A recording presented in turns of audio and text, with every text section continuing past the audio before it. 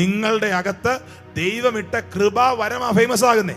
അതുകൊണ്ടാണ് ശരിക്കും ദൈവം ഉപയോഗിക്കുന്ന ദൈവദാസന്മാർക്ക് അസാമാന്യമായ താഴ്മയുണ്ടായിരിക്കും. കാരണം അവർക്കറിയാം ഈ അത്യന്ത ശക്തി മൺകൂടാരത്തിലാണ് പകർന്നിരിക്കുന്നത്.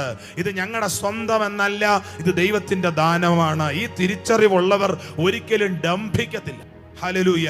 ഈ ദിവസങ്ങളിൽ ആ ദൈവിക ഹ്യൂമിലിറ്റിയിൽ നിന്നുകൊണ്ട് തന്നെ നിങ്ങളുടെ അഭിവൃദ്ധി സർവ്വ ലോകത്തിനും, നിങ്ങളുടെ അഭിവൃദ്ധിയെ പ്രസിദ്ധമാക്കാൻ കർത്താവ് പദ്ധതി ചെയ്യുന്നു. നിന്റെ അഭിവൃദ്ധി എല്ലാവർക്കും പ്രസിദ്ധമായി തീരേണ്ടതിന് ഇത് കരുതുക, ഇതിൽ തന്നെ ഇരുന്നു കൊള്ളുക. ഇതിൽ തന്നെ ഇരുന്നു കൊള്ളുക. നിന്നെ തന്നെ അതിനായി പരിപൂർണമായിട്ട് നൽകുക.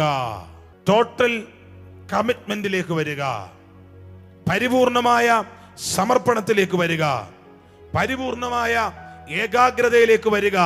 എന്തിലാ? ദൈവം എനിക്ക് തന്ന കൃപാവരം എന്നെ പ്രശസ്തമാക്കാനല്ല, ദൈവ പദ്ധതികളുടെ സന്ധാരണത്തിന്, ദൈവ പദ്ധതികളുടെ മുന്നോട്ട് പോക്കിന്, എൻ്റെ ഉള്ളിലുള്ള ദൈവകൃപ പ്രസിദ്ധമാകേണ്ടതിന് ഞാൻ എന്നെ തന്നെ ഇതിന് കൊടുക്കാൻ തീരുമാനിക്കുകയാണ്.